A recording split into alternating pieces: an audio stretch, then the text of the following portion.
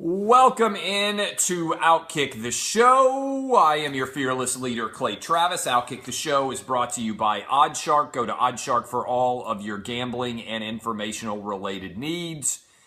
Boys and girls, we are confronted with a fascinating question. Has the country gone insane?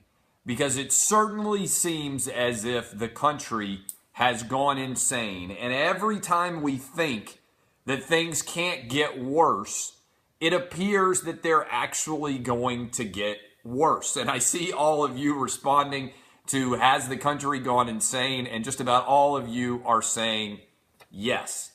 So when I am confronted with questions like these, and some of you are probably going to know already, and people say, oh my God, like after Donald Trump was elected, people said this is the darkest time in the history of the United States. Never before have we faced such calamity.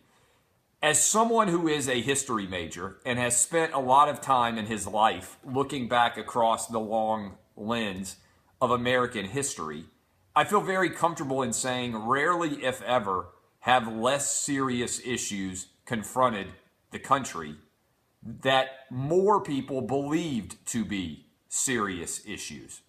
At some point in time, the fear that we have here is that the far right and the far left are going to end up bringing those of us in the middle who are looking around saying, what in the world is going on here, into their scope of absurdity.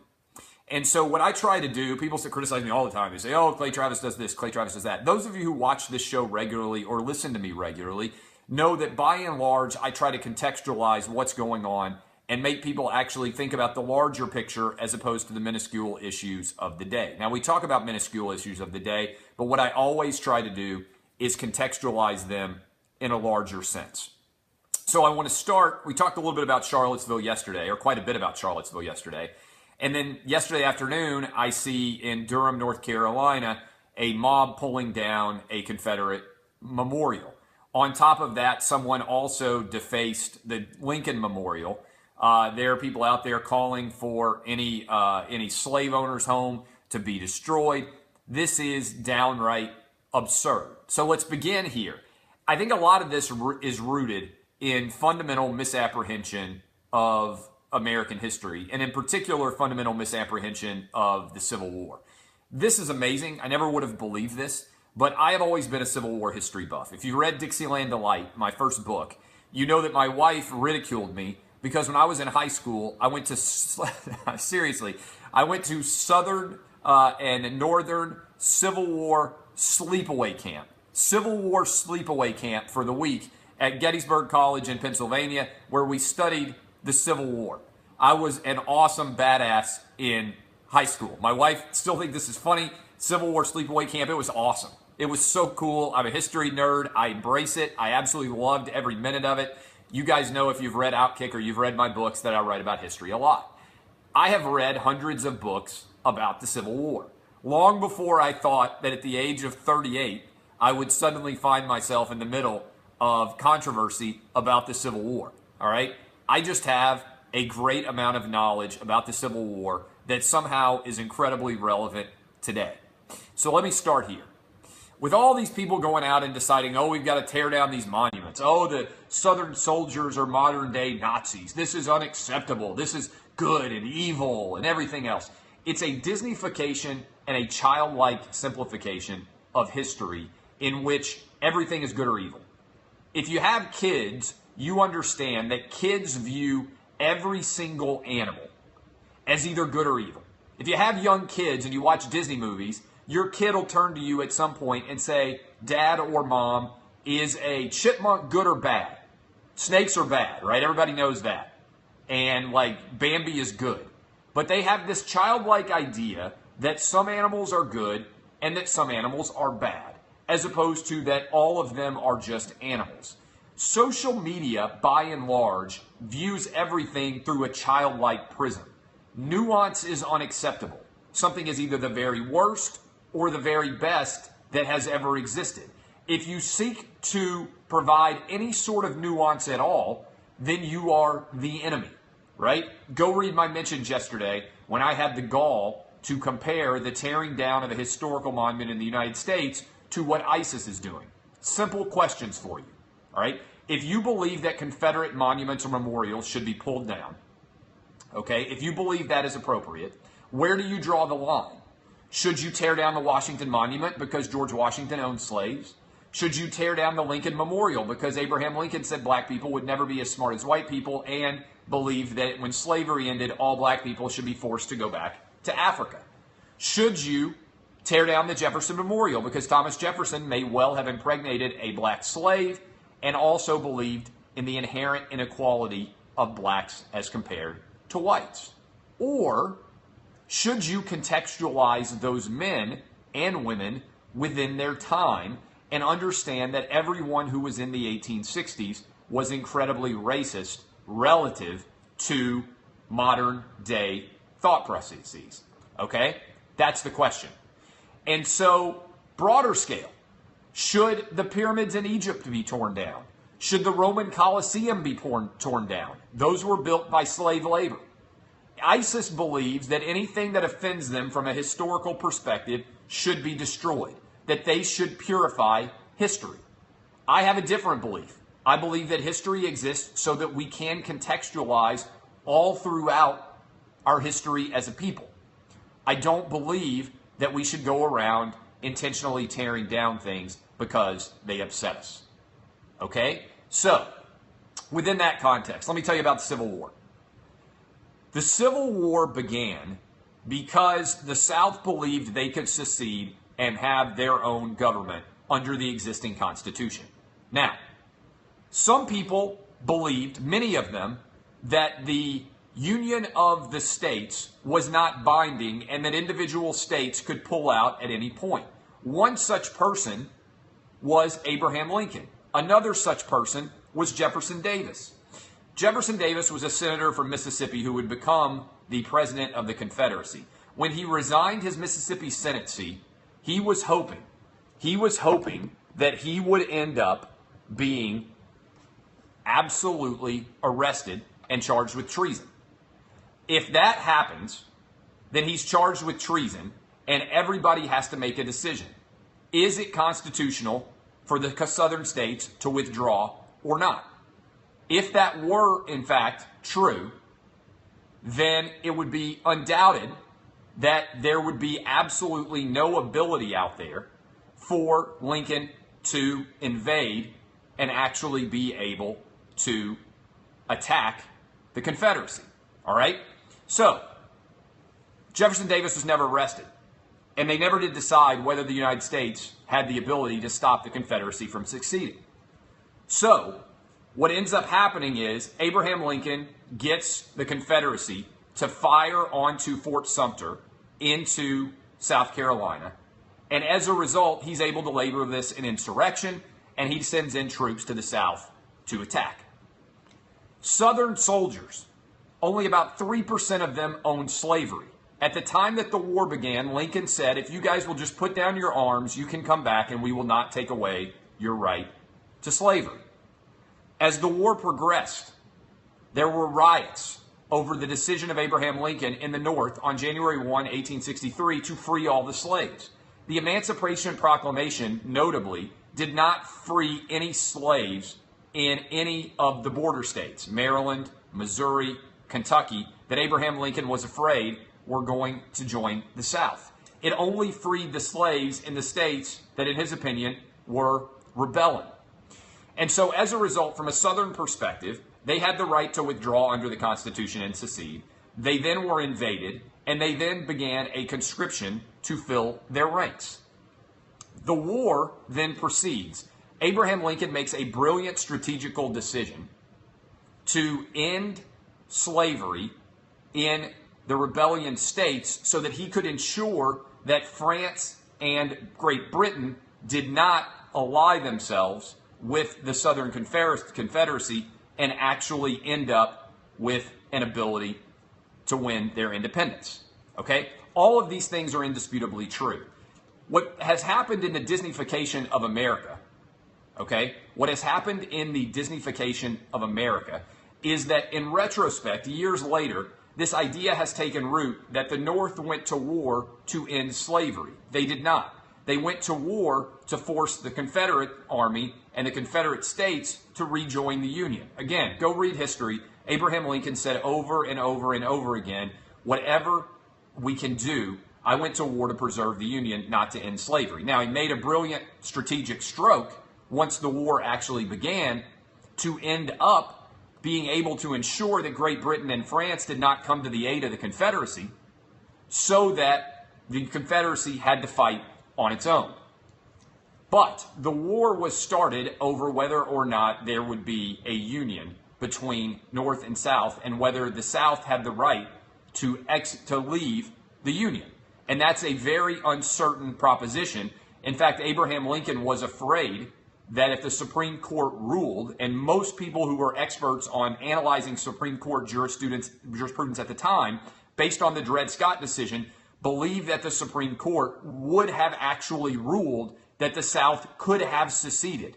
And in fact, if you read what the Founding Fathers said, Jefferson, many others, including Thomas Jefferson, many of them particularly believed that there would never have led their state into the Union unless they could also leave, okay? It's also significant, I want you to consider, why were no Southern generals, I believe this is correct, tried for treason? Because they didn't want to put them on trial and have a determination about whether or not there was actually treason involved. That's why everybody got pardoned, because there was no belief that this was treason, okay? Another couple of things that matter. This idea that the Confederacy would have forever supported slavery is not supported by the economic record, okay?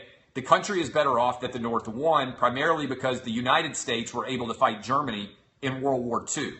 If the Confederacy had won, the biggest impact, I think, is the United States would have become balkanized. If you talk to people who are historical experts, the state of Georgia would have become its own country. The state of Texas would have become its own country.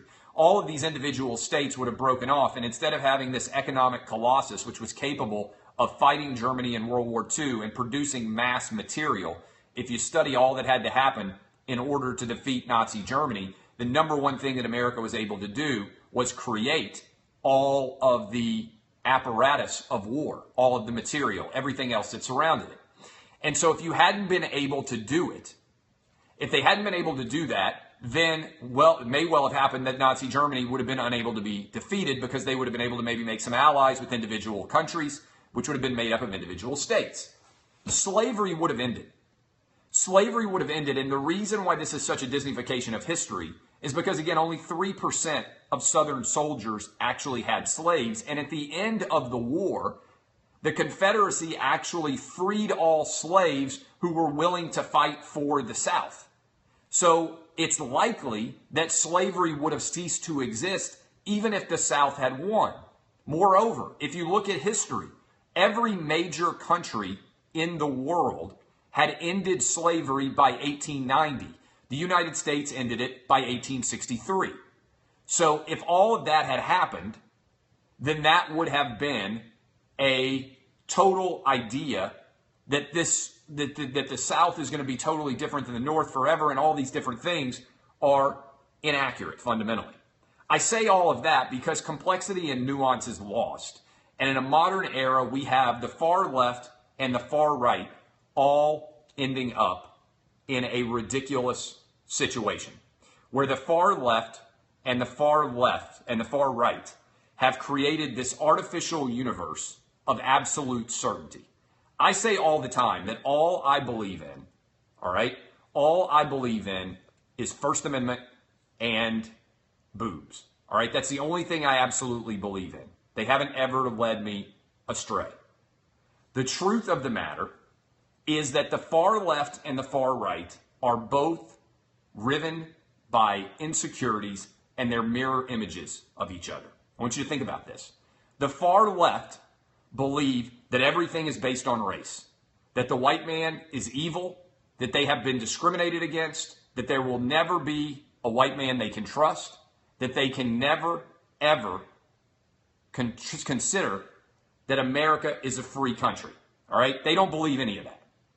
The far right believes that they are having all of their rights taken away, that they are being torn down by minorities, primarily, who do not like them because of their whiteness. All right? All of these things are true. They're mirror images of each other.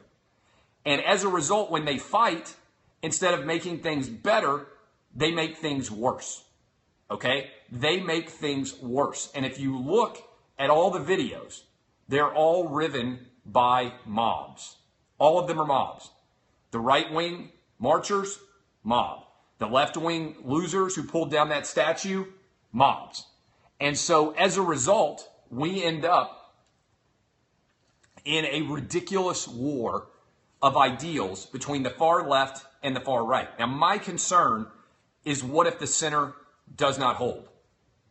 What happens if these far left and these far right ignoramuses end up being able to slowly add allies to each of their sides? They're pulling us into the middle, and as a result, their very basic view of the world, their Disneyfication of life, their idea that everything can be broken down into good or evil, is going to end up leading to an inability for the center to hold. That's the truth. All right, questions about this. I haven't been reading any of the comments, but I will now take questions. Chaos is a ladder indeed, and I'm climbing it, all right? How do we confront the alt-left and the alt-right? I saw that too. The Lincoln Memorial was vandalized today as well. I think we're going to have a lot more Charlottesvilles. How do we confront it? Well, one way to confront it is with actual information. That's what I'm trying to give you right now. Read a book, you illiterate son of a bitch. Step up your vocab. That would be a help. Don't assume that you're 100% right about anything. Assume that things are complicated and that your ability to believe that you have solved every issue and understand everything flawlessly and perfectly is wrong, okay? Nuance is not a bad thing. Nuance doesn't exist on social media. Historical context does not exist on social media. Absolute certainty should be terrifying to you, okay? That's one of the things you learn when you practice law. Everything is gray. Nuance is complicated. The more intelligent you are, the more likely you are to see complexities. So this is a disaster. Here's moreover. The far left and the far right are tiny, tiny pinpricks of the overall population in America today. There is a media colossus right now that is based on the concept that ratings end up driving everything. And so they have created this idea that 300 alt-right Nazis who show up in Charlottesville and 200 people who show up and pull down a statue represent larger blocks than they do. The danger is, in the media coverage of these incidents, if people believe that there are more Nazis than they are, then they get pushed to the left. If people believe that there are more crazy Black Lives Matter murderers out there killing police, then they get pushed to the right. And that, my friends, is troubling. I think we're going to have a lot more Charlottesvilles if we don't. Okay, additional questions. I don't even know what all these some of these things are. And the challenge is that there are also, within this media universe, in social media now, it used to be, I want you to think about this in a larger sense. It used to be that the goal of media was to appeal to as large of an audience as you possibly could. That's how we got The Cosby Show. That's how we got Family Ties. That's how we got Star Wars. Now the goal of media is to find your niche and serve it aggressively. And so you have guys out there, and they're almost all guys, who make a living trying to convince people that the world is worse than it actually is. And so I'll give you an example of this. ESPN yesterday decides that they are going to have a fantasy football draft. And I don't watch ESPN. I don't watch much television these days. But ESPN, I don't have time. But ESPN does this fantasy draft. And during this fantasy draft, they have some white guy hold up a picture of Odell Beckham Jr. and they auction him off to a group of white producers, probably on an ESPN studio. And then the left-wing losers see this, take to Twitter and social media, and demand an apology. Everybody's always asking for apologies these days. Why in the world do people need apologies for things that happen on television? Like, what the fuck? Who wants an apology? Like, I don't understand it. I don't understand the concept of demanding an apology because you were offended. All right? I don't get it at all. So ESPN has this situation happen. You can go watch the video. ESPN did absolutely nothing wrong. You can definitely believe it because I'm telling you that they did absolutely nothing wrong. And I think I've got it on here. They apologized for offending people by having a fantasy football draft that featured white people bidding on black athletes. Well, considering that 70% of NFL players are black, if you have an auction where you're buying players for fantasy football, it's virtually impossible at some point in time for white people not to be bidding on black people. That may have happened during slavery times, but it's maybe important to acknowledge that hundreds of years later, that's still not going on. And so, as a result, ESPN apologizes. What this does is further enable. Yes, ESPN has officially apologized. Have you guys not heard this story? I need to read the apology. ESPN apologized for having a fantasy draft where they were auctioning off Odell Beckham Jr. And I couldn't believe it. I couldn't believe they were getting criticized. I was hoping that ESPN would at least stand up and say we did absolutely nothing wrong. And instead, they apologized. And let's see, I'm trying to find this. ESPN's apologized for this situation. And basically, they were doing a fantasy draft. And so many of you have sent it to me. I'm sure that here's ESPN apologizes for fantasy football sketch. This is all over the internet today. All right, this is all over the internet. It's crazy. In a fantasy football related sketch Monday night, an auctioneer accepts bids from a largely white group for Giants wide receiver Odell Beckham Jr., who is black. And I swear to God, I hate some of these fucking sites now where you can't even scroll down without being able to hit an ad. ESPN released a statement to USA Today saying, auction drafts are a common part of fantasy football, and ESPN segments replicated an auction draft with a diverse slate of top professional football players. Without that context, we understand the optics could be portrayed as offensive, and we apologize. So ESPN apologized for conducting a fantasy football draft because the left-wing losers, like Sean King, a.k.a. Talcum X, said, apologize now for doing a sketch where you auctioned a black man off to the highest bidder. Dear at ESPN, he really tagged them, apologize now for doing a sketch where you auctioned a black man off to the highest bidder. This is real life. This is where we have reached.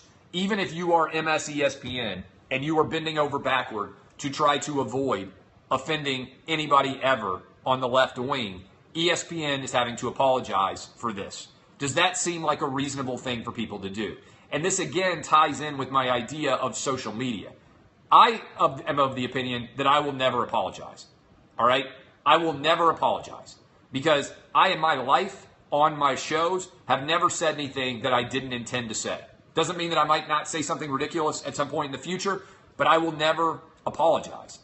Because once you apologize, you basically bend over and become a bitch, right? You have no ability to stand up for yourself anymore. ESPN didn't do anything wrong. In fact, the ESPN producers, I would argue, who did this skit are so not racist that guess what? They didn't even think, hey, you know what this reminds me of? This fantasy football draft reminds me of slave auctions. The people who are constantly seeing slavery and racism and everything, I want you to think about this for a minute. They're actually the most racist because their mind is constantly in that prism of everything is racist. Do you really think that ESPN in 2017 was thinking, oh, we can't have a fantasy draft where we're auctioning off Tom Brady and Rob Gronkowski and Odell Beckham Jr. and everybody else with the idea that it's going to be racist? This is just absurd. The most racist people in America are the ones who constantly accuse other people of racism because their brains never leave race. And the problem is we've got a lot of race-baiting guys out there who are making a living off being perpetually offended by things that aren't actually offensive. And the challenge is those guys are actually, instead of making the world a better place, making other people more likely to side against them. So that's what people don't understand. They think, oh, we won. I demand an apology. When you get that apology, you're devaluing your ability to ever actually be effective in moments and times when you're actually needed. It's the racist who cried racism all the time. It's like the boy who cried wolf. Sooner or later, you lose the ability to be paid attention to and listened to. Even worse, sooner or later, you start to actually hurt your own cause, which is how Donald Trump got elected. That's the truth. That's the truth. How Donald Trump got elected was not because he's perfect. It was because so many people were tired of the fake falsehoods and the absurdity and the things that make absolutely no sense. That's the truth. There's no doubt at all about that. Now, let me tell you this. Alumni Hall has everything the ultimate fan needs. It's college football season. I'm going to have my top 12, 15, whatever it is, top 20 college football coaches tomorrow. Alumni Hall has everything the ultimate fan needs. Favorite brands, Nike, Nike Golf, Adidas, Under Armour, Cutter & Buck, Yeti. Huge hat selections, the best stuff for the entire family, home and tailgate. 27 locations, 17 teams. Check out alumnihall.com. They're going to be sponsoring Outkick's Top 10 all year long. While I'm in this business, let me also tell you all about my friends at The Home Loan Expert. Good stuff coming. If you read the anonymous mailbag today, I'm telling you right now that my friends at The Home Loan Expert and I are going to be doing an incredible job. My guy Ryan Kelly, we're going to be doing an incredible job this fall covering SEC football. We're going to do some really cool stuff. But right now, what I love about this company, again, if you have to buy a house or you have to get pre-qualified or maybe you want to refi, these guys at The Home Loan Expert, you can call them anywhere in the country. Go to their website, homeloanexpert.com, thehomeloanexpert.com. It's linked in the anonymous mailbag. These guys said, they contacted me and they said, everybody in our office absolutely loves the anonymous mailbag. We want to sponsor the anonymous mailbag for the entire year. We want to put our brand with your brand. We want to reach out to everybody who reads the anonymous mailbag, who might be buying a house, refinancing, or who's out there contemplating getting pre-clearance. All nationwide, they can hook you up, thehomeloanexpert.com. Go to thehomeloanexpert.com and you will be hooked up with the best possible mortgage results you can get. Mortgages are overwhelming. They're complicated. Why not trust the company that loves the anonymous mailbag? If you love me, then you'll love The Home Loan Expert, my guy, Ryan Kelly. Check him out, thehomeloanexpert.com. All right, so ESPN, as a result, is apologizing. Even though they're MS ESPN, they had to apologize. Okay, additional questions. Additional questions from you guys. It's rapid fire time. I appreciate all of you. Again, go check out thehomeloanexpert.com, alumnihall.com as well.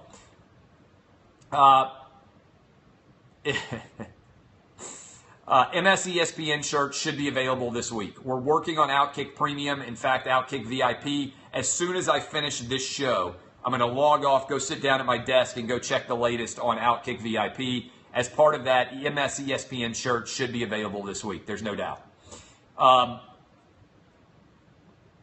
Let's see. Yes, I appreciate all of you. I may do an Outkick app at some point, but that's not on the priority list right now. Best single book about the Civil War? Ooh, good question. Maybe James McPherson's Battle Cry of Freedom. It's a good one-volume look. The best books, I would encourage all of you to read Shelby Foote's Civil War and Narrative. It's an incredible work. It takes a long time. Like if you started reading it now, it'd probably take you a year. But you can pick it up and go back and forth lots of different times. It's a 3-volume history of the Civil War. You'll learn so much. Why kick an iron statue? I don't know. Did you watch that video of the statue coming down in Durham? It's amazing to me how fucking dumb those protesters look when the statue comes down and they start to kick it. And I also think they should be prosecuted. It's vandalism. If you pull down a public statue, you should be prosecuted, period. I don't know what the penalty should be. I'm not an expert in North Carolina criminal law, but you should be prosecuted, arrested to the fullest extent of the law. You can't send the message that it's okay to show up and just start defacing public property. You already saw the Lincoln Memorial is being defaced now. It's not going to be long before people are demanding that Washington, D.C., the name be changed. I just ask you, at what point do reasonable people stand up and say, no, this is the end?